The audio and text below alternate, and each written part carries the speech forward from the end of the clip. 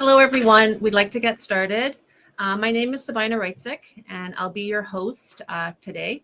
I am with the CDSBC board member and also chair of the appointments committee. I am also a practicing certified dental assistant and a clinical assistant professor at the UBC Dentistry.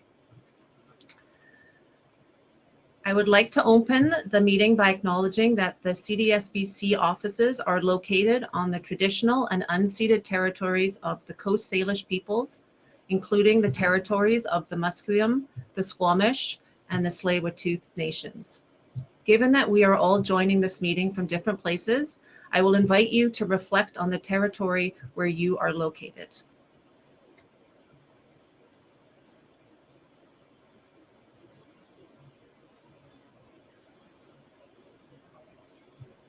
It is my honor today to have Musqueam elder and knowledge keeper Shane Pointe open our meeting. Shane is a proud member of the Salish Nation, the Pointe family, and the Musqueam Indian Band. In addition to being a grandfather and a great-grandfather, he is a facilitator, advisor, traditional speaker, and artist. Shane authored the Knowledge Keeper's message in the 2020 In Plain Sight report about Indigenous specific racism in BC healthcare system. I will now turn things over to Shane Pointe. Over to you, Shane. Thank you.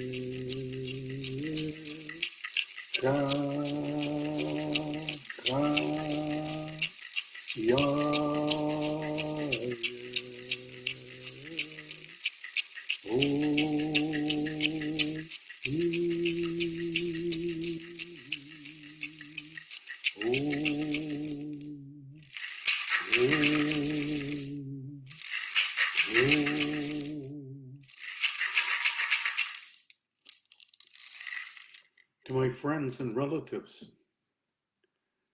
it's a great honor and a privilege for me to be with you for these few moments. I appreciate your generosity towards me a great deal. In the chant, I'm asking the infinite and our collective ancestors to please open our hearts and our minds. Not only open them, but to please give us the strength that we need. Lift us up and strengthen us for the work, the sacred work that we're going to do over the next few hours. Cha cha yayas. Cha cha in our language, sacred. Yayas, work. Help us to be strong. Help us with open minds and open hearts so that we can achieve a successful goal. I want to say to all of you that I'm proud of you for what it is that you do, not only for your families, but the community at large. Thank you very much. Keep with it. Timothy in the Coast Salish language means do your best. Thank you very much.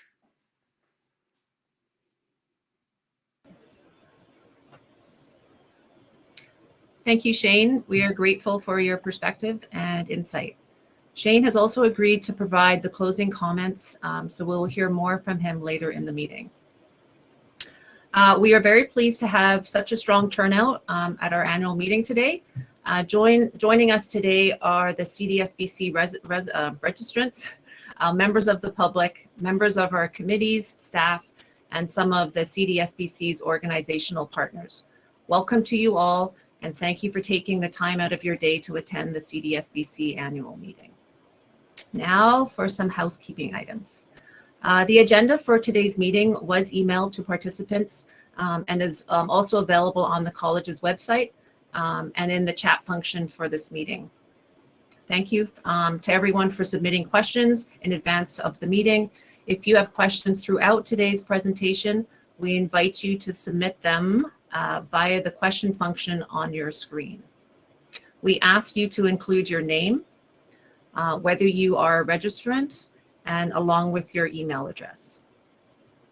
As we move forward in our annual meeting, I'd like to note that we will reserve our question period to address questions about the content of the presentations and other topics within CDSBC's mandate. We will accept questions up until the question period begins. Please enter your written question using the question panel, not the chat panel. The panelists will answer questions in the order received, beginning with those submitted online prior to the meeting. We will attempt to get to as many questions as we can. Alternatively, there is an option for you to ask your question using the microphone. If you would like to do that, simply write in the question function that you would like to ask a question along with your name. You will then be added to the question queue and invited to speak when prompted. As I mentioned earlier, I am a member of the CDSBC board. Our board is made up of 12 individuals. Half are professional members elected by registrants, and half are public members appointed by the Minister of Health.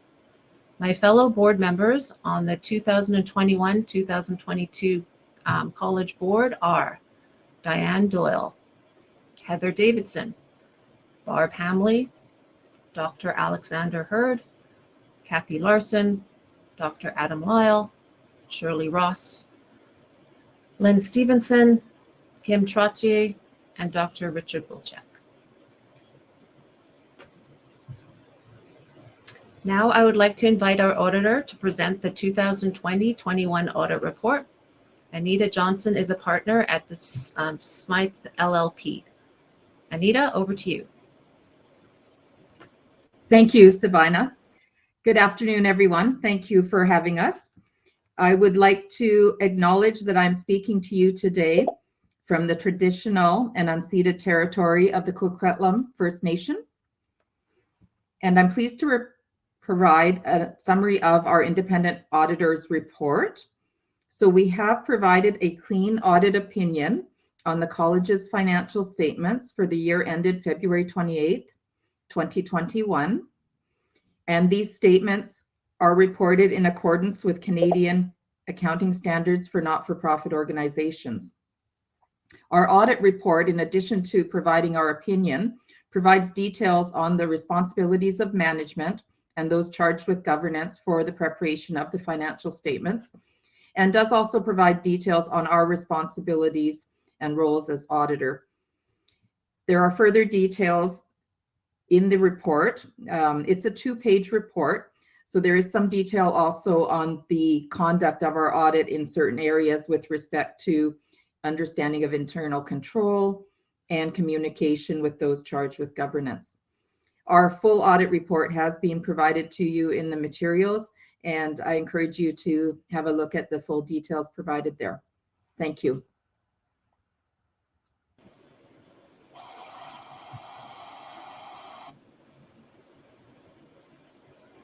Thank you for your,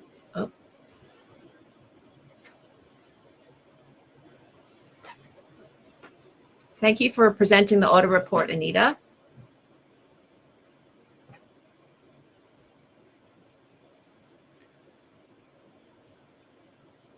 I would like to introduce Mr. Carl Roy, who was recently re-elected to the board to serve as a chair for a second term. Carl is the former president and CEO of the Provincial Health Service Authority. He brings more than 4 decades of experience in the health sector and has worked with multiple regulatory bodies throughout his career. Carl has served in leadership roles in healthcare in BC, Alberta, and Ontario, and is known for his ability to drive the types of change in thinking and practice that deliver better health outcomes to the public. Carl, over to you.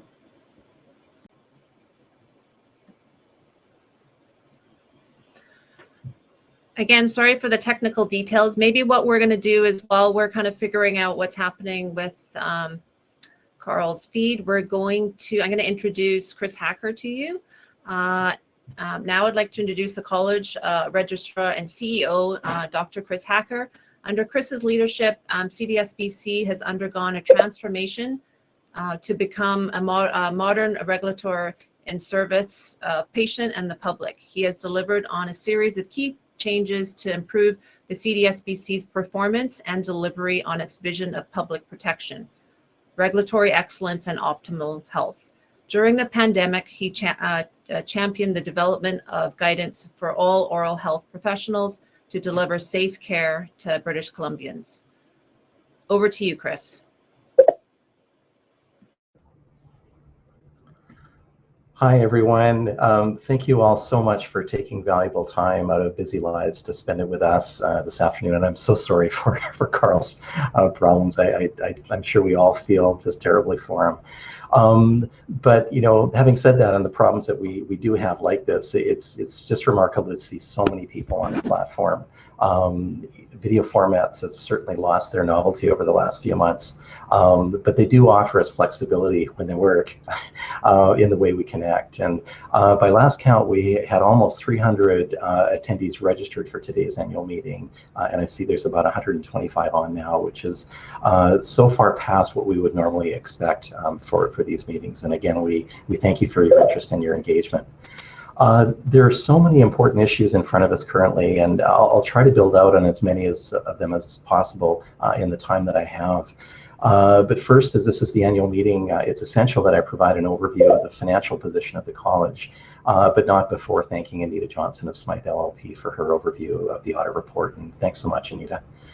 I'm really pleased to report that a healthy surplus was maintained through the 2020-2021 fiscal year. While total revenue was slightly lower than anticipated, the positive outcome achieved was primarily due to significantly lower overall costs. Savings were realized in lower Health Professions Act enforcement legal expenses, including settlements of some disciplinary cases and the delay of a hearing which had been expected to proceed before the end of the fiscal year, and less than predicted activities for judicial review and unauthorized practice. As well, a decrease in operational expenditures was realized after college staff shifted to working remotely in March of 2020. Savings in meetings and travel-related expenses, given that all board, committee, and national meetings have been held virtually since the start of the pandemic, have also contributed to the positive variance. If you're interested in the details of the financial statements, both the audited financials and additional detail related to how CDSBC's expenses are allocated are included in our annual report. A link to the report can be found on the college website, as well as in the initial invitation to this meeting. As was shared in the opening sentiments in that same report earlier this year, our duty to patient safety took on new meaning as we regulated through the COVID-19 pandemic. It's now been over a year and a half since the first case of COVID-19 was diagnosed in Canada. To be more precise, 20 months and 2 weeks of learning how to live and work safely through a pandemic, through the seemingly endless adjustments and readjustments. All of us, the public, patients, oral healthcare providers of all registrant classes, all British Columbians, Canadians, and beyond have felt the impact of the COVID-19 pandemic. All of us doing our best to adjust to the ever-changing landscape. Since last year's annual meeting, COVID-19 vaccines have been approved for use in Canada, and CDSBC supported the province's vaccine rollout efforts by facilitating registrants to both receive and provide the vaccine as part of the largest public health initiative in BC's history. The college has continued to act as a conduit for important updates from the Office of the Provincial Health Officer and the Ministry of Health about orders, restrictions, and guidance to ensure the safety of patients, practitioners, and staff. This past Friday, Dr. Henry issued an order that requires health professionals and healthcare staff working within the health authorities and under certain funder ministries to be vaccinated by October 26th. Within that same order, she gave notice that in time, it's likely that all of our registrants and your unregulated staff will be required to be vaccinated to provide oral health care services in BC. We commit to providing and interpreting that information immediately for you should it become available. Throughout the many months of the pandemic, you, as the certified dental assistants, dental therapists, and dentists we regulate, demonstrated that you could adapt and respond to changing public health expectations. You've coped with the ongoing stress of adjusting your operations at a time when your business cannot function as usual. In the face of continued uncertainty, all of you have made sacrifices on behalf of patient safety. You implemented the public health measures and took the necessary actions at the treatment interface that continues to prevent the transmission and continued spread of the virus. On behalf of CDSBC, I would like to express my deep gratitude and admiration for the unwavering commitment you've made to care for dental patients in BC in these extraordinary times. It's been my honor and privilege to be united with all of you through our shared obligation to each other and to the patients and public of BC. A lot of this resilience as oral healthcare providers comes from our collective embrace of team-based care. As a practicing dentist for over 35 years, I was lost without the support of the regulated professionals and unregulated staff within our office, as well as the oral healthcare professionals down the hall and up the street. Well-functioning teams deliver superior care and contribute to greater patient safety. This approach envisions healthcare team providers who are engaged in activities suited to their abilities and who are supported in their practice according to the principles of trust and respect, effective communication, responsibility, and accountability among all team members. But while the scope and role of the regulated members of the team are well known and understood, increasingly across all levels of provision, healthcare broadly defined is being provided by teams in which unregulated healthcare workers in assistive roles are a critical part of the staff mix. Despite this, though, often less credit is given to those unregulated workers. But we must begin with the assumption that all members of the care team have the required knowledge and skills and will work together in a cooperative and coordinated fashion to achieve the best outcomes for their patients. So make sure you give a nod to that worker in your mom's long-term care home or the front desk staff within your own office who are there when you arrive in the morning and still there when you leave. Perhaps not surprisingly, patients are acutely aware of these inter-team dynamics within a dental office as well. In April 2021, the college launched a new initiative called the Voice of Patient Research Program, beginning with a survey of 2,000 BC residents asking about their experiences as dental patients. Of significant note was the finding that patients value respect, informed consent, safety, and comfort above all else.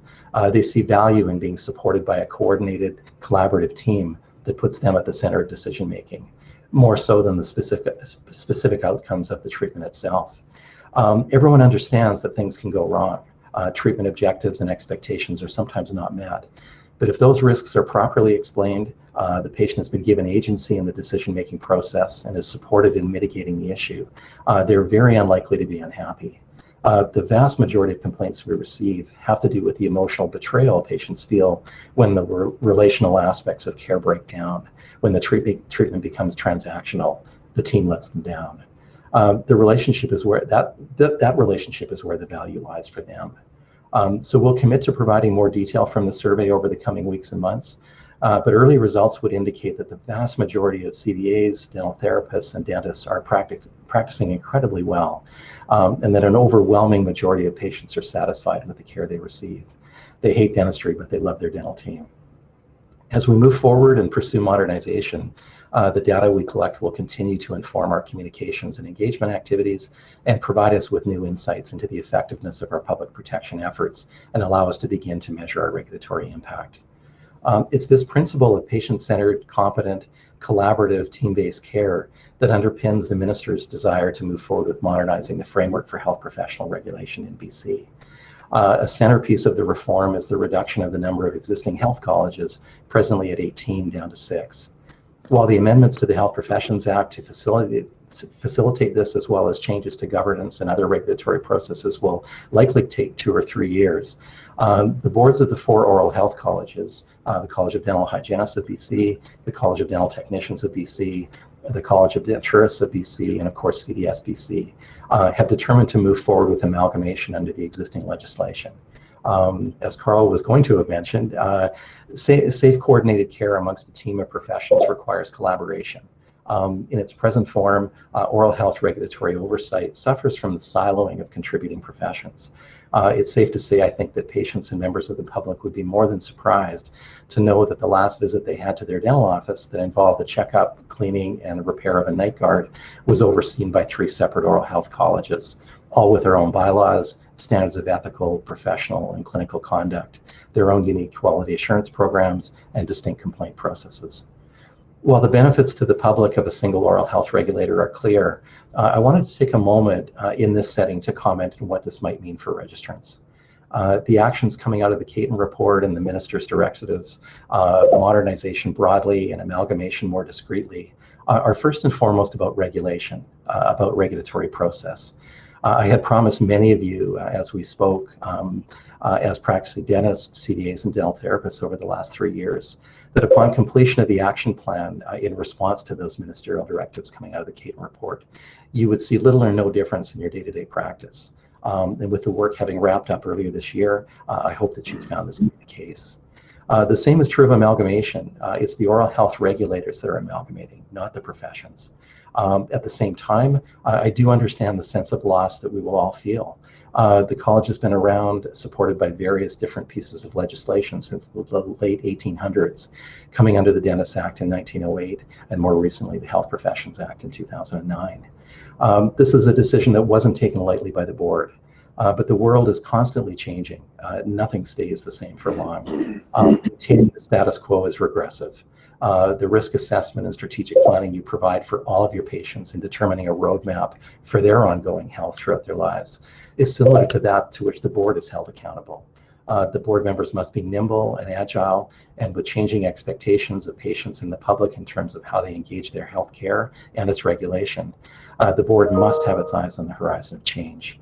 As timelines become clearer, the transition steering committee overseeing the delivery project for amalgamation will begin to communicate more directly with you.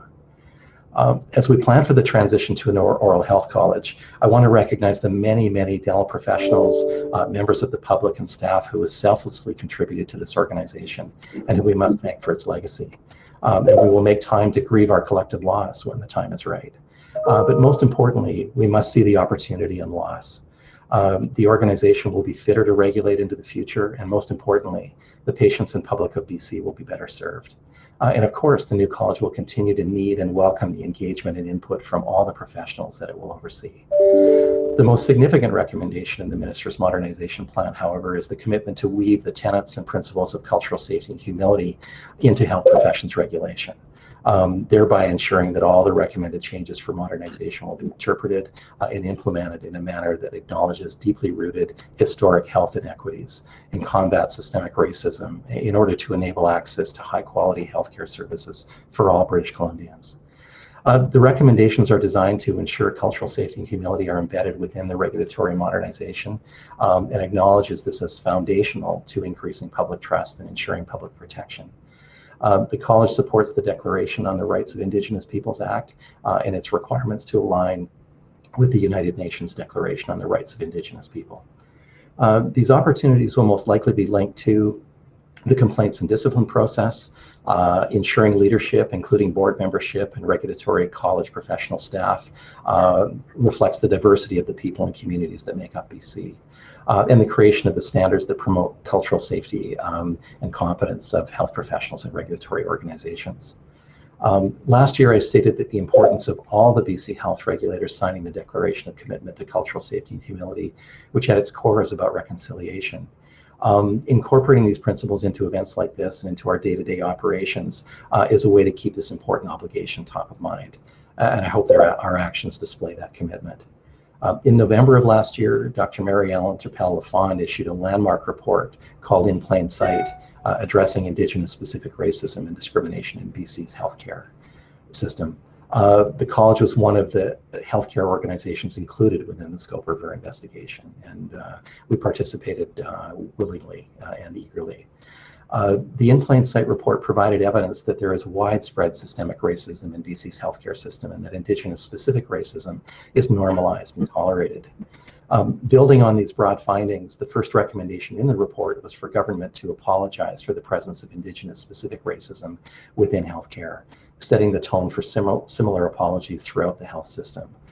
Last spring, we did just that with the 4 largest health regulators, including CDSBC, publishing an apology to Indigenous people and communities who might have experienced racism while engaging with us as organizations and with the professionals we regulate. The apology included specific action statements about what we will do to uphold Indigenous rights and eliminate racism within our authority within that healthcare system. I think most of us as healthcare professionals, when signing up for the job, put up our hand to improve health outcomes for patients, but we must mean health outcomes for all members of society. As an organization, we are still building our knowledge and understanding of cultural safety and humility, as well as what it means to uphold Indigenous rights and to be anti-racist. Until very recently, the work we had done to incorporate these tenets into our process has been largely internal. But moving externally, we've partnered with the College of Pharmacists and the BC College of Nurses and Midwives to deliver an informational series for our board members, committee members, and staff. In these sessions, we explore culturally safe and humble care, trauma, and Indigenous-specific racism in healthcare. We're starting to build this context into our external presentations as well, including our annual lecture series with students at UBC. At last month's orientation for first-year students, we did away with an information-heavy approach in favor of giving students time to hear directly from Musqueam Knowledge Keeper and Elder Shane Pointe, who, as you know, is with us here today. And I really hope that those students keep his words in their hearts and minds as they pursue their career. Our next step will be to provide similar learning opportunities for you as our registrants. Staff are in the early stages of planning for an educational series about patient-centered care that will give you a solid understanding of the inequities in the healthcare system and how to incorporate cultural humility into your practices. We commit to communicating with you more on these opportunities as they become available. So in closing, I think I'd like to thank you all as our stakeholders, registrants and non-registrants alike, the board, our committees, and of course the staff team at the college for our collective roles in the community of safety that protects patients. I can't express enough how incredibly proud I am to work with all of you in our efforts to enhance and uphold the safe delivery of dentistry in BC. And Sabina, thank you. And with that, I'll hand things back.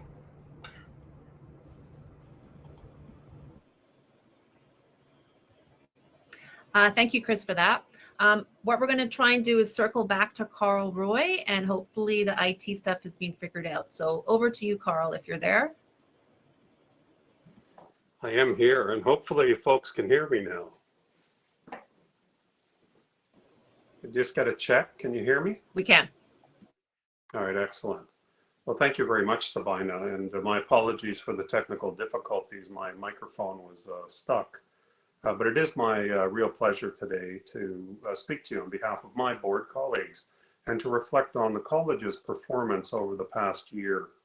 I would also like to take a moment to talk about the role of the board and the major improvements in governance that we've made in keeping with our public commitment to renew our focus on the safety of patients and the public. These concepts are not widely understood, but they deserve a revisiting because the college can only deliver on its mandate through the diligence, commitment, and integrity of its board. The board is the governing body of the college, held accountable in law for all aspects of regulating in the public interest.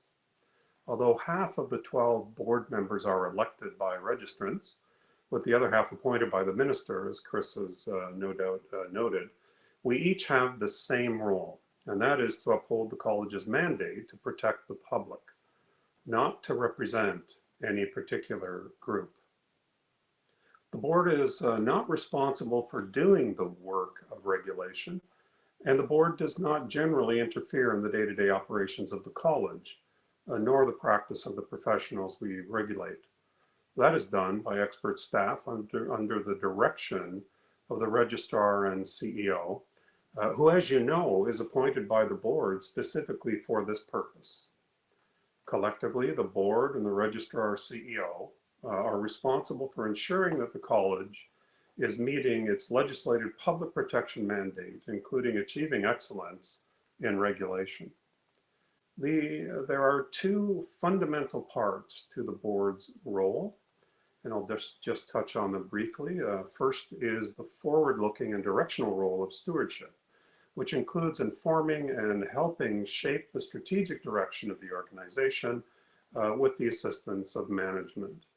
The second is the supervisory role of delegation and oversight, and this includes overseeing strategy implementation, risk management, and most importantly, performance against objectives. You know, the historical difficulties with governance that the board faced a few years ago are a matter of public record. They came to the attention of the Minister of Health in 2018 and resulted in an inquiry by regulatory expert Harry Caton. Mr. Caton highlighted areas requiring immediate improvement and actions required for us to achieve excellence in regulation. Following that review, the board reduced its size to 12 directors with a focus on competency, independence from professional interest, role clarity, and accountability. Now, having been a part of this evolution for the past couple of years, I can confirm that the board has embraced its role in governing the college and delivering on the responsibilities that have been entrusted to us by the minister and the public. Of course, the board doesn't work alone and delegates oversight and important regulatory and standards work to our committees as an extension of our governance structure. And in 2020, the college overhauled our committee structure to embrace leading regulatory practice and issued an open call for dental professionals and members of the public to apply to serve. The new committee structure, which has now been in place for a full year, includes dental professionals and members of the public who work side by side with staff on behalf of the board. As with the board, in order to maintain public trust and confidence, our committee applicants underwent an assessment process to ensure that they met specific requirements for competency and eligibility. Now, on behalf of the board, I wish to offer my thanks to each of the committee members for their contribution to the college over the past year. The governance improvements I've highlighted here are a direct result of CDSBC's 32-item action plan to address the findings of the Caton report. The action plan was about improving governance, transparency, and accountability in pursuit of a renewed focus on patient safety and regulatory excellence. I realize that much of what I've covered here may sound abstract, so it may be helpful at this point if I outline a few specific examples of how the items within the action plan are informing our role as board members and contributing to our oversight of the organization. I'll share 3 examples here. First is risk management.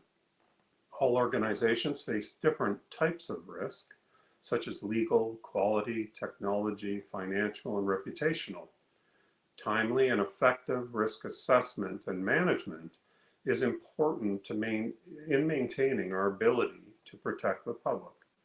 Organizational risk is overseen by the board, and the board must be confident that management has a process for identifying, assessing, and mitigating risks. To this end, the action plan called for the development of a formal risk register and plan that is updated regularly by staff, overseen by the Audit and Risk Committee of the board, and provided to the board at regular intervals. Earlier this year, pardon me, the board approved the college's first enterprise risk management framework. And essentially, this is a process for planning, organizing, leading, and controlling the activities of our organization to minimize the effects of risk. It's important to note that risk management must be supported at all organizational levels to be effective. And this is why both the board and the staff have devoted significant time this past year to deepen our understanding of risk management and our respective roles. Secondly, the board has recently approved a stakeholder engagement and communication strategy for the college. This was another goal in the action plan, which specified that a stakeholder mapping and communication strategy was needed to ensure that proper attention is paid to all stakeholders, in particular to the engagement of patients and the public. The strategy included a detailed stakeholder mapping process that identifies 4 core groups external to the college: the dental professionals we regulate, the organizational partners with mutual interests, those with authority over the college, and of course, the patients and public we serve. The strategy was informed by the perspectives of people within and outside the college, including surveys of our public board and committee members and survey responses from more than 600 registrants who provided their perspectives on topics such as their experiences interacting with the college, how they want to be informed about regulatory changes, and their perceptions of patient knowledge about how dentistry is regulated. This strategy is a foundational planning tool. It will promote better regulatory decision-making at all levels and provide an overarching framework for building positive relationships with key external stakeholders. Finally, we needed to show that our work is effective, and that requires data. Over the past year, and again informed by the action plan, the college has implemented a data-driven approach to measuring performance. Rather than relying on anecdote or activity-based reporting, the board now has a direct line of sight from our strategic goals to a structured operational plan, which includes a balanced scorecard and specific accountabilities for each department. In short, the board now has the meaningful data, not on actions, but on outcomes that can track changes over time. Now, having said all of this, I'm pleased to share that this past month, the registrar and I officially notified the Minister of Health that the action plan was now complete. This multi-year effort is a major accomplishment that required the efforts of many individuals across the entire organization. I would specifically like to thank the board, the committees, and college staff for their unfailing commitment to this transformation. As we stated to the Minister, CDSBC has improved its regulatory performance, developed and strengthened internal and external relationships, shifted attitudes and culture, and renewed its focus on patient safety and public interest. Now, I'd like to shift and comment from a board perspective on CDSBC's partnership role in the initiative to amalgamate for regulators to create a single oral health professions regulator in BC. I'm one of 8 individuals who serve on the Transition Steering Committee, which is made up of 2 board members from each of the 4 amalgamation partners. And I know you know who they are, but just for any members of the public, this includes the College of Dental Hygienists of BC, the College of Denturists of BC, the College of Dental Technicians of BC, and of course the CDSBC. Now, whether this is done before or not during Chris's comments, I do want to acknowledge the chairs of the other colleges who are joining us today. And I do notice while I was waiting for my technological fix here that a number of members of the Transition Steering Committee for amalgamation have also joined in on the AGM. So let me just formally acknowledge Angus Barry. Angus Barry is the chair for the College of Technicians for BC, And while Angus is not on the TSC, I wanted you to know that Angus was instrumental in our, what I would consider to be or describe as the initial fact-finding committee that actually ended up doing a charter for the project, creating the Transition Steering Committee, and then on behalf of his organization, ensuring full support of the work of the Transition Steering Committee. And the same would go for David McPherson, who's been here since the beginning. He is the chair of the College of Hygienists. And David is also, poor guy, but he's also the chair of the Transition Steering Committee, the group that meets every other week to move amalgamation forward. And he's doing a great job. And then certainly last but not least is the chair of the College of Denturists, Michelle Nelson. So thank you so much. We appreciate your making the time to join us at this AGM. Now, the four boards have determined, as you've heard, that the creation of a single regulatory body will be a new way to regulate the dental disciplines in BC, and will support the provision of safe, effective, culturally sensitive oral health care for patients and the public. And this amalgamation project is informed by the recommendations of the government's all-party steering committee to modernize how healthcare in BC is regulated. The new regulator will oversee all 6 oral health professions, and again, for members of our public joining, certified dental assistants, the dental hygienists, the dental technicians, the dental therapists, and the dentists and denturists. It will also simplify navigation by providing a single point of contact for patients, their families, and the public with questions who have questions and concerns related to their oral health. This amalgamated regulator will also promote enhanced collaboration amongst the professions to better coordinate care within a team-based approach. To this end, the 4 colleges have already begun to work together to develop more consistent standards and practice across the professions we regulate. And a great example of this is the joint guidance document of the provision of care during COVID-19, which I know all participants will be familiar with. The 4 oral health regulators worked together to create a single document that would ensure patients continue to receive safe and timely care throughout the pandemic. Patient companion document was also developed to inform patients and public of what to expect from oral health professionals during the pandemic. These joint documents, and this is a point of pride for all of the participating college, but these joint documents were the first of their kind in Canada. We do not yet have an official date for when the amalgamation will take place. This is in the hands of the Minister of Health, but the project is steadily moving forward with the full support of the Minister. From CDSBC's perspective, I'm confident that we have the staff, resources, expertise, and governance systems in place to contribute to the success of a new oral health regulator in service to patients and the public of British Columbia. So thank you very much. I look forward to discussing with you these and other matters. And now I'd like to turn things back to Ms. Reitzik.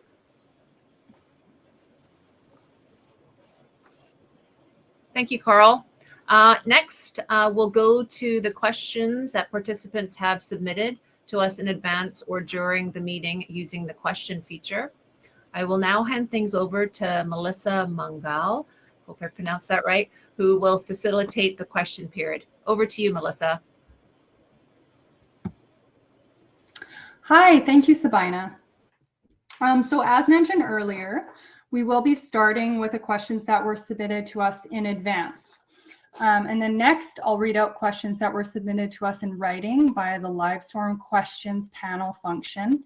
And I'll also invite participants who submitted requests to ask their questions verbally using the microphones. So first off, much like last year's annual meeting, we received a number of questions from certified dental assistants covering topics from concerns that CDSBC is not advocating on their behalf to concerns with delegation of restricted activities, to education for unregulated staff, and concerns about the anonymity in the complaints process. We felt that we couldn't answer all of them individually in the time that we have today. However, we're going to try to answer the main themes that have been submitted. So Chris, I will hand things over to you.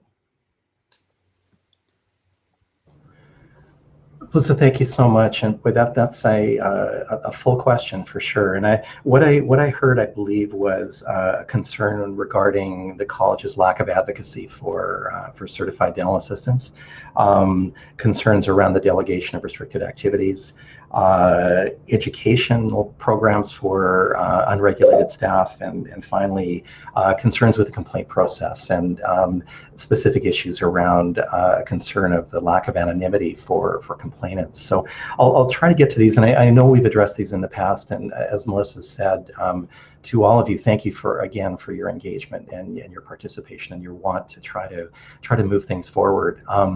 Again, I know we've answered these in the past, and I'll do my best to try to not fall back on things I've said before, although there are some truths, unfortunately, that we do need to deal with always.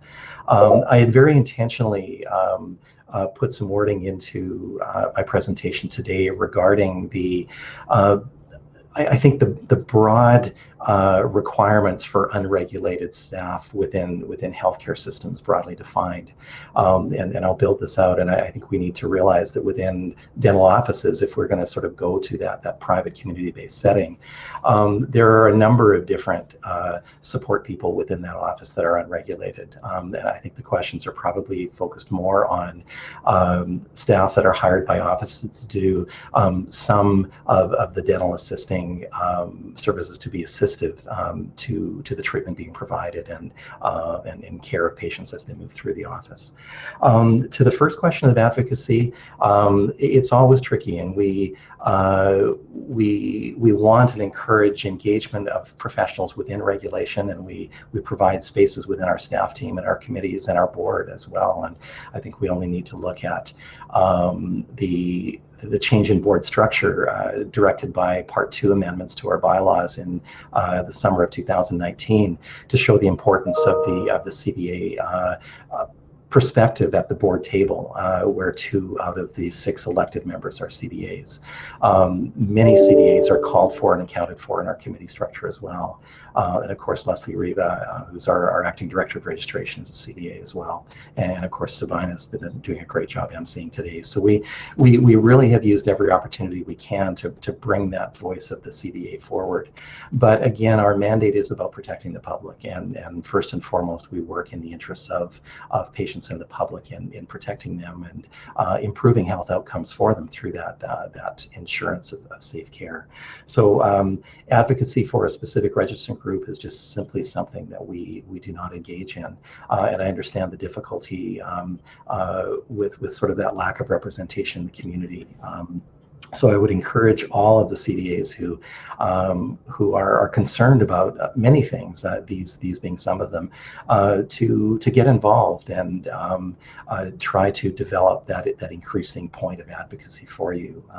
As mentioned before, I graduated in 1981, so I've coming up on 40 years as a dentist, and I think all of us who have practiced well for a long time recognize invaluable contributions of our staff teams and CDAs in particular. So I think hopefully that addresses that first part of the question, Melissa. Please let me know if I've missed anything. The second one was around the concern of delegation of restricted activities to unregulated staff. And I think it's quite clear in college bylaws that this won't be tolerated, and the determination of those restricted activities, because certified dental assistants do not have their own health professions regulation, the CDAs are regulated through our bylaws, and that's where the scope of practice is defined and determined. And I think as well, there are very specific specific requirements around how services are either delegated or authorized and supervised. So our complaints program our process is set up to manage complaints, and we can talk a little bit about the problems and access to that in just a minute. But I can say that we receive a number of complaints every year around what we would call misdelegation or delegation of restricted activities to someone who is not authorized to provide them. But I think we get granular, and we need to recognize that there's a broader unregulated staff team there that are also managing risk for the office. I would point to the front desk staff that have access to incredible amounts of confidential information about patients, and they need to also be aware of that responsibility and that accountability. And I would suggest that in a well-run office and a really functional, flat hierarchical office like most of us aspire to, that if there are concerns that are relating to what someone is observing as care being provided to someone who would not be eligible to be providing that care, that those conversations could be had. I think we all know and want the complaints process to be the area of last resort. But maybe I'll jump to the anonymity piece on this as well too, because we recognize it's a huge issue, and again, it's not just restricted to certified dental assistants as well. We know members of marginalized communities who have very limited access to care. We can look at the downtown east side where there may only be one or two providers providing care, or going up into northern indigenous communities and First Nations communities in remote areas of the province, who may only see a dentist once a month or even less than that, and it may be the same dentist or a dental therapist as well. And we know the concerns there that if the care is not provided in a way that patient feels it should have been, their right to make a complaint is complete, but they may worry about that. Again, they worry about the anonymity. If it's determined that the registrant knows who made the complaint, would care be withheld going forward? It's hard to know. It would not be, again, condoned by the college, but we know that patients have those worries. So we're taking a look at complaint process more broadly to determine, how can we help people who are vulnerable, who are trying their best to make sure that patients are protected, but themselves are unprotected in the process. We're hopeful that the modernization amendments that are coming to the Health Professions Act, and again, as mentioned earlier, they will be slow, but there is plotting progress going forward, that some of these inequities and issues will be addressed. Within the college itself, we're looking at it as well and seeing if there are ways that the college can open a complaint on behalf of someone, and we know that we've used that mechanism in the past. The real problem is simply ensuring that anonymity through the entire process.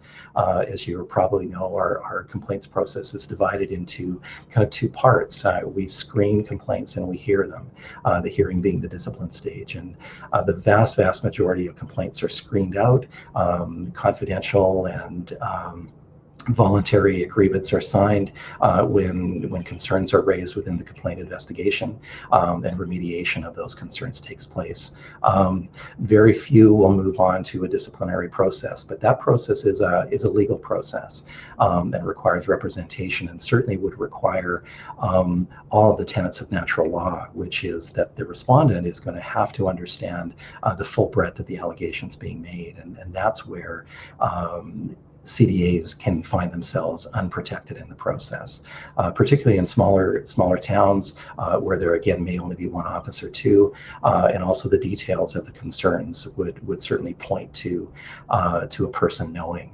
So I think at the end of the day, part of the concern we have is that we are just unable to assure that anonymity through the process, but be reassured that we're looking at it and we're fully aware of the concerns. And if we are using our complaints process to actually protect patients, then I think we need to do our work in finding a way that all of those concerns can be raised. And I think finally there was a concern about education, and I know in reading some of the questions, there's a worry that of the accusations being made that some offices are training workers off the street to do restricted activities. And again, I can assure you that that is not condoned by the college. We don't have any oversight over any third-party provider coursework, regardless of whether it's being provided for our registrants or non-regulated staff. You all participate in lunch and learns from the various dental providers, and that can be valuable for educating those unregulated staff as well. As for coursework that is intentionally creating restricted activity or intentionally teaching restricted activities, I don't know of any. And certainly would be interested in hearing about that too. So Melissa, I hope I've touched on all of that, and I think we can reassure that all of the individual questions and comments will be addressed personally coming back that we didn't get a chance to do directly today, if we haven't already responded, and I think we probably have responded to many of them. Yes, thank you, Chris. Can you hear me okay? I sure can, yep. Great, okay. So Chris, some registrants have written to us with questions about the vaccine mandate. Would you like me to read out the themes rather than the individual questions? Listen, I think so. Yeah, for the sake of time, I know I know I have been seeing a lot, and I can only imagine how many you have there. So, okay. if that suits everyone, and I would say sort of the same prefacing comments or following comments, that we will absolutely respond to everybody in kind at some point, giving us time, of course, if you don't mind. But possibly I can kind of create some clarity or some high-level clarity to some of the concerns that are being raised. Okay. So first, there seems to be a concern that the college is ordering mandatory vaccination. And second, there's a concern about the evidence regarding the efficacy of the vaccine. Chris, can you speak to those? Certainly, as a regulator, we're not expert. And so I think I would say, in terms of debating or discussing or defending the efficacy of the vaccine, there's so many, and I'm not sure that anything is gained by me doing that. Again, I'm not expert. I'm a DMD. I'm not an MD or a PhD in virology or immunology. But I'd be more than happy to speak to the first one if we can, and maybe some of that answer will trickle down into the other one. I think first and foremost, it's really, really important to realize or to recognize and understand that this is a provincial health officer order. This is not an order from the College of Dental Surgeons of BC. The ministry and the Office of the Public Health Officer tend to use the regulators as a conduit for this information, because we have access to all of the practicing professionals in the province, whether they're CDAs, dental therapists, and dentists. If the Office of the PHO was using the associations, it's a bit difficult because not all members of the profession are members of the association. Although I can say I've talked to Jocelyn a lot over the last little while about combining and communicating messages and making sure that they have the information that we have as well. So I think that's first and foremost is the key, that this is an order from the provincial health officer. The second thing is that this does not, the order does not include health professionals, oral health professionals that we regulate, or their unregulated staff who are working in private community-based facilities. This is strictly for oral health professionals as it relates to our registrants who are working within an employee structure framework within a health authority or with some of the funder ministries such as social services and addiction services as well. So it's a very limited scope of our registrants that are impacted this right now. And again, it's not a mandate to be vaccinated. It's simply a mandate to be vaccinated if they want to provide care in those facilities. So I think that needs to be understood. But I think more broadly speaking, compliance with provincial health officer orders is something that's expected of all members of society. going forward. And as members of health professions, we're not exempt from this. And again, at this point, the provincial health officer is not mandating that members of society be vaccinated. There are just certain circumstances where they've deemed it of a public health issue for these providers to be vaccinated. And we can get down to the detail of the specifics around this. But I think as a regulator, as I mentioned before, we try to stay at that principles-based level. We don't work well with granularity. We don't work well with exceptional cases. And I think we're obviously in the middle of a pandemic of a virus that is highly transmissible, sometimes lethal, and there's no known cure for the disease. And I know we could probably argue that as well at this point, but I would suggest that there's no evidence-based cure for this disease. And so therefore, there's a tendency to exceptionalize the circumstances. I think what we have to realize, this is a contact droplet spread virus, and we know exactly how to solve the problem. But we also know that immunization is a public health initiative. And I think a truth around this is it's been widely shown and completely evidence-based that broad immunization of populations reduces disease incidence by reducing transmissibility. And while it doesn't offer or ensure individual protection due to limitations of the vaccine itself or limitations of that patient's immune system, it can't protect or ensure that that person will become infected, won't transmit, and won't suffer disease symptoms. But I think generally speaking, when you look back at population-based measurement, the reduction of severe disease is also an outcome of wide immunization. And I'm speaking of immunization broadly. And so again, the PHO orders that come through are orders. They are not standards of the Regulatory College. How orders are going to be enforced is always a question, and I think, and I'm not a lawyer as well, but I think it behooves any system to ensure that the enforcement of compliance is as minimal as it can be. And the example of that I'd like to use is a crowd of people at a time when gatherings were being severely restricted. I'm thinking of downtown Vancouver along Granville Street. And when police and other officers of the court would arrive, the first move is not to arrest everybody. The first move is to try to get some understanding and have the crowd disperse of its own volition. And it's only as the lack of compliance escalates that the enforcement gets stronger. And I think it would be the same with regulation. We expect that our registrants will be compliant with all provincial health officer orders, directives, recommendations, expectations. But if they're not, or if we determine that they're not, then the complaints process will probably kick in, and we would see where it would go, recognizing that there are always exceptional circumstances. There's always context of the concern as well. So I'm not going to get down into individual outcomes and circumstances of what that might be. But I think broadly speaking, again, just coming back, and I'm sorry to keep banging on this drum, this is a provincial health initiative, and it's an order from the provincial health officer alone. And at this point in time, it affects very few of our registrants. There's language in this order that would indicate that possibly more direction is coming. We've learned a long time ago never to get too far ahead of the ministry because things do change on a dime. So I think there's messaging out there to be ready that this might come down, but we've seen no signs of when that might happen. So I don't know if there's any follow-up questions to that, Melissa. Thanks very much, Chris. I do have another question. Someone wrote in and asked about a different topic, and asked if there is any committee work or any positions that retired CDAs or dentists can be part of. Wow.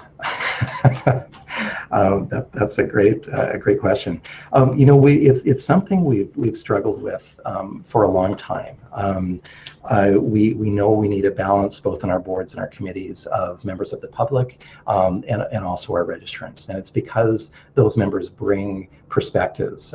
They can't be representational of something, of anything, and that includes the public as well too. They need to be coming simply with the mind of providing decision-making in the public interest over our processes. So we see our board and committee as part of the same governance structure that provides that decision-making on policy development and our regulatory processes. That is decisions being made on staff and expert working groups bringing their best work, and then that governance group oversees it. And we've determined that that public perspective is a really important one. So that's why we've increased the number on the board, and you would find, looking at our committee structures, there's increased public perspective there as well. Retired oral health professionals offer a different challenge because most of our bylaws call for the eligibility for either appointment or election to be based on their registrant status. And of course, retired oral health professionals are not considered there. Is it something we would consider? I'm not sure. I think we've had this conversation before, and I think probably those people that are retiring have been engaged and effective engagers all their careers, and I would argue maybe it's time to let some of the younger people come through. We also are wanting more diversity on our boards and committee structure as well, and so that's kind of playing into how the appointments committee selects members of committees ongoing.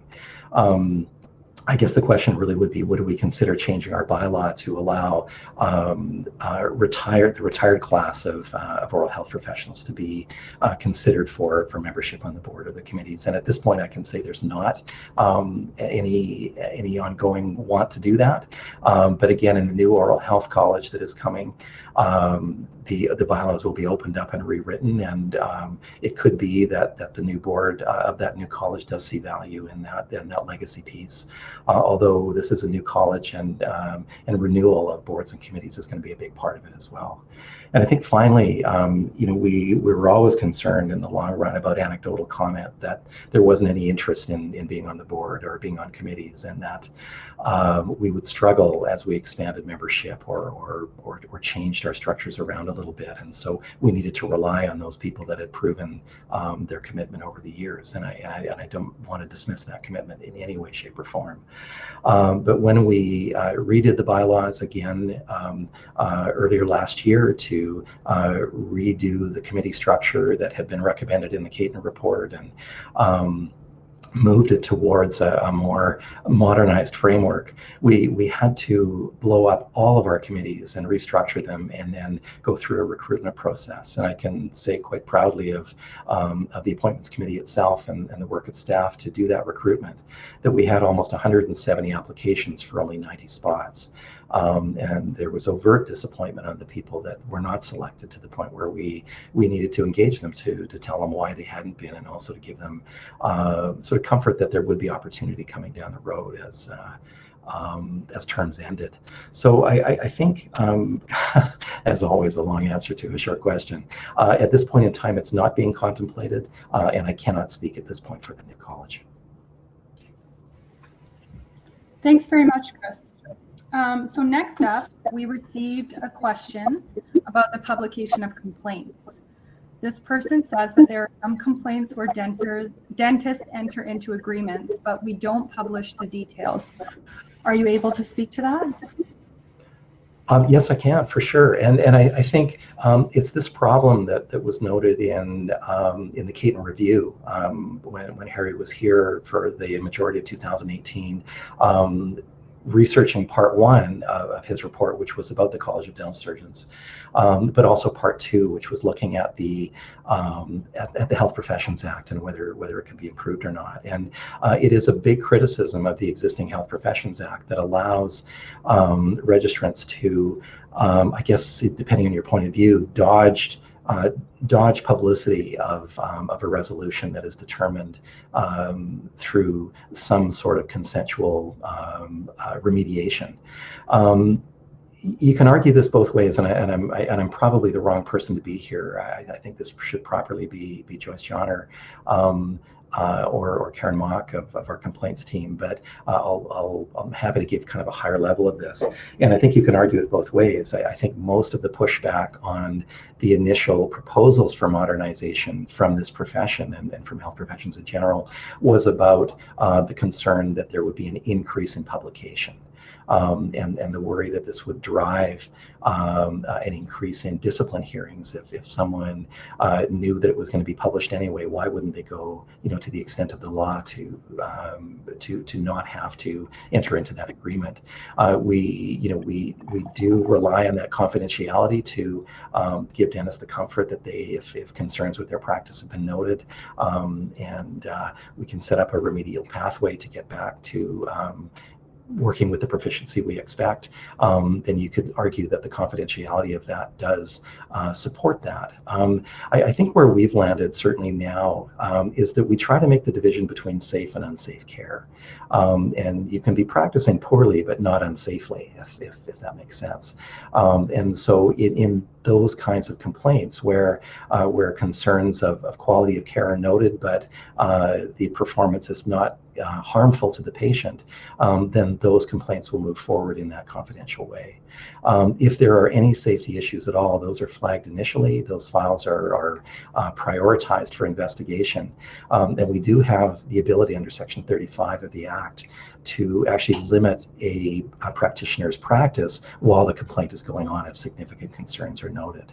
Also, within that same consensual process, we don't have to get to a discipline hearing to still publish. There's a term in the Act called serious matter, which is always rife for debate, certainly amongst the legal profession. But the inference there, again, is that unsafe care piece where the dentist recognizes and admits to the unsafe care, but will go through the remediation anyway. And in times like that, we can publish any or all of the agreement they've entered into. And finally, if it gets to a discipline hearing, publishing is going to happen regardless. There is a bit of a detour allowed within the Health Professions Act that if someone has a citation directed against them by the inquiry committee, they can present with what's called a consent order proposal, which will head off the discipline hearing and allow the file to be closed. Those are automatically published, as are any outcomes of discipline hearing as well. So I hope, again, Melissa, that offers some clarity. The hope being, or I guess the hope is that this will be addressed in some formative way in the amendments coming to the Health Professions Act. And I think we're all interested to see what that's going to bring. Thanks very much, Chris. I see that we're kind of nearing the end of time for the question period. So I'm sorry to everyone if we were unable to get to your question during this time. If you haven't had a chance to get your questions asked and answered during this portion, please feel free to email us directly. You can email communications@cdsbc.org, and we'll do our best to answer. And now I will hand things back over to Sabina. Sabina? Thanks, Melissa. You did a great job with the Q&A. To close out this meeting, we will turn back to Musqueam Elder and Knowledge Keeper, Shane Pointe. Over to you, Shane.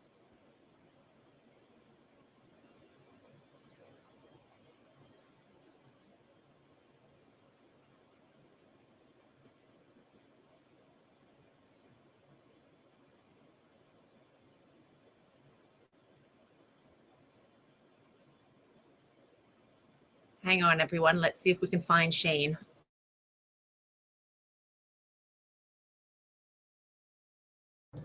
Sabina, Anita has just emailed me to say that that she is having him come on. I know he had wanted to kind of beg off for the better part of the meeting, so we might need to just be slightly patient before he arrives again. Okay, great. Hi. Hi, Shane. You're good to go. I'm over to you.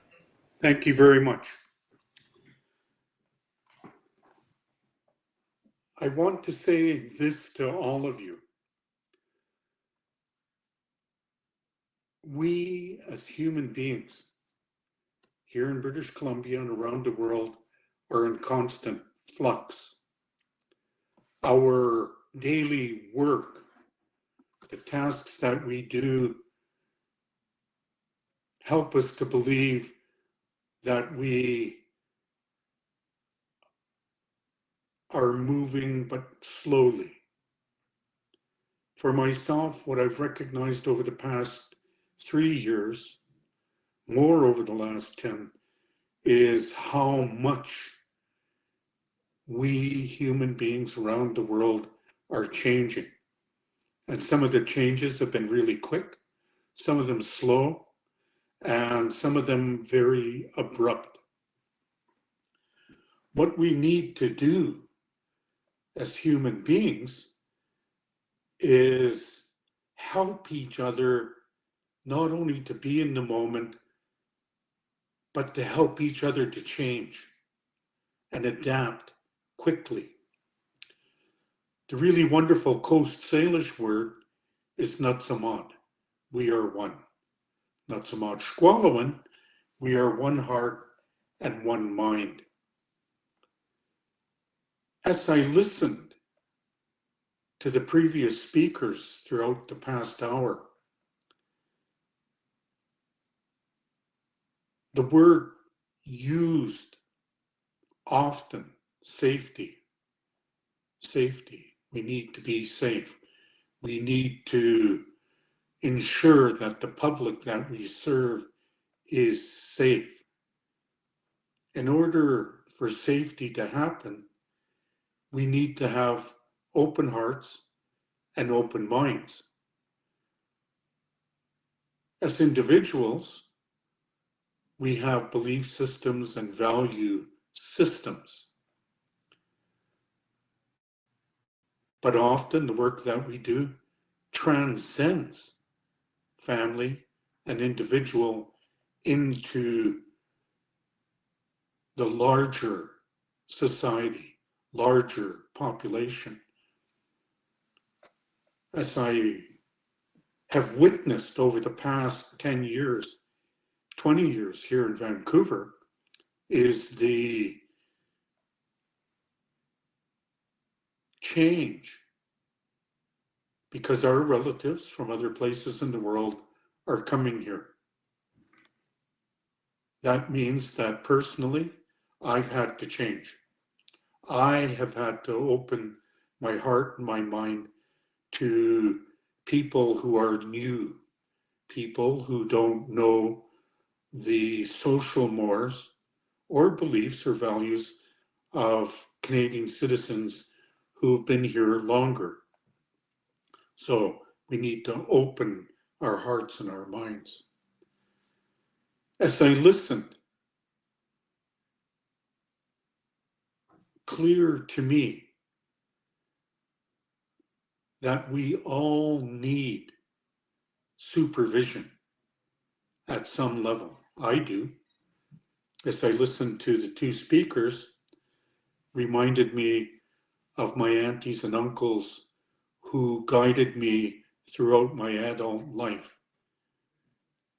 guided me to language, culture, and ceremony, how to use those both effectively and efficiently to ensure that I was successful, but I was helping my family and my relatives to be successful as well. I want to say to all of you the importance of the changes, the importance of the truths that have come to light over the past 3 years. Racism has always existed, but it's come to the forefront. We can't change historical wrongs. Many of us weren't here for most of those, but we're here now. We can make a difference. Can't change history, can't make a difference to it, but what we can do is learn from it and move forward. You, as dentists, wonderful people, need to help the change. Need to help the change. You are in a place, a new place.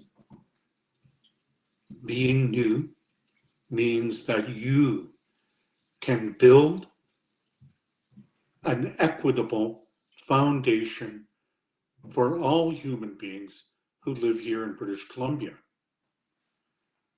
The focus has been Indigenous people, my relatives and my family throughout British Columbia. It's not just us. It's not just us. It's safety for all human beings. I want to say that I'm proud of you. As I listen, and I've listened to Chris a number of times, speak to the issues that are at the forefront right now.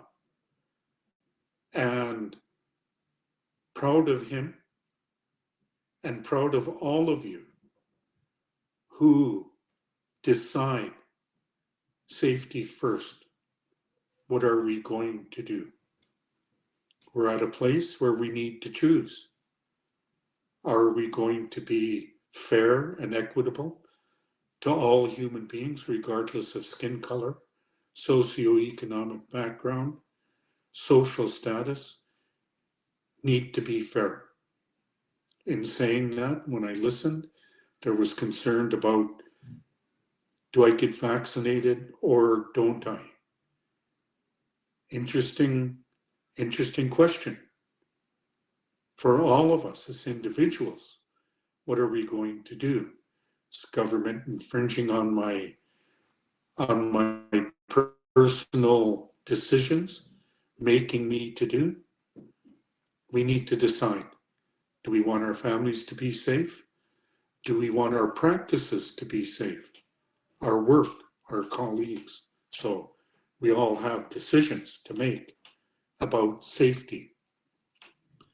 Of course, you're all going to decide for yourselves, and the decision that you make has both positive and negative consequences to them. We need to be guided by our inner spiritual strength. We need to be safe. I want to say this to all of you.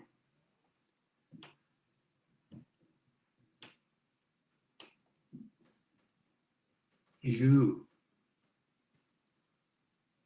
and me are we. Natsamat, we are one. Natsamat Shkwalawan, we are one heart and one mind. Cha cha, yayas. Cha cha, yayas. We all have sacred work to do. That sacred work is about being safe.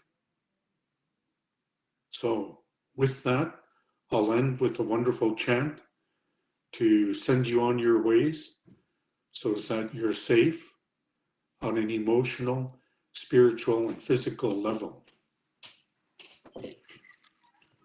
It's always a great honor and a privilege for me to be called upon to open and close important meetings, important gatherings. Great honor and privilege. I'm amazed at the wonderful people that I meet. Caring people, people whose beliefs and values not only echo mine, but parallel them.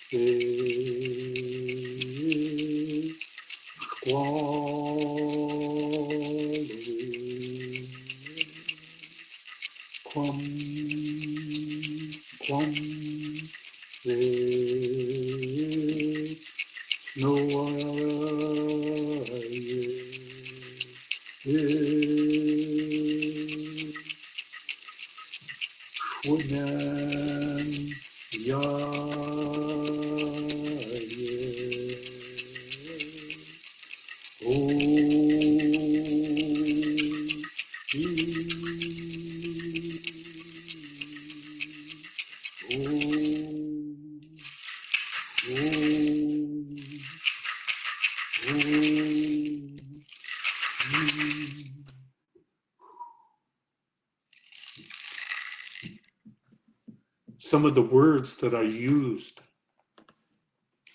Shwanam, Coast Salish language means doctor. Yayas, teeth.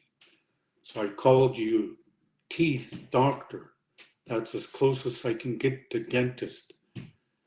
I'm asking the infinite and our collective ancestors to please strengthen your hearts and your minds.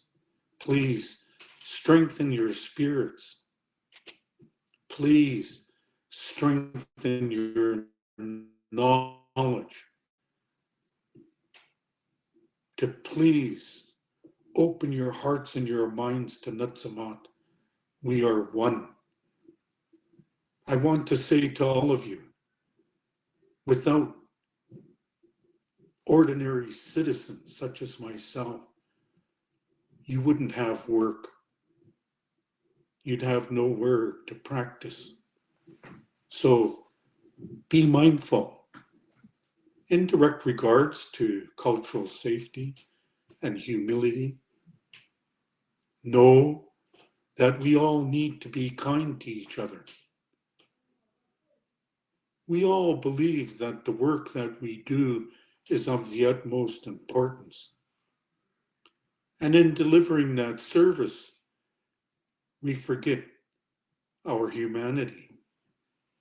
We forget the humanity of the ones we are serving. We need to remember that we're all human beings. We all have the right to be treated with dignity and integrity. I want to say to all of you, I can't see you, but I'm happy to have spent this time with you. One of my jobs in life is to call upon the infinite and our ancestors to help us. Since I met Chris, since I was involved peripherally with Mary Ellen's report, with the founding CEO of First Nations Health Authority, Quandaman, Joe Gallagher, I've come to understand that I need to send positive energy to everyone. That positive energy is sent every day so that we're safe and that we practice, that we actually do what our beliefs and values tell us to do, and that's to be kind and gentle to other human beings. Thank you so much. Thank you for your generosity, and thank you for your respect. Thank you for the invitation to spend this time with you. Thank you, thank you, thank you. Take care. One of my precepts in life that I share with everyone is have fun. You need to have fun. So Take care. Have fun. Bye-bye.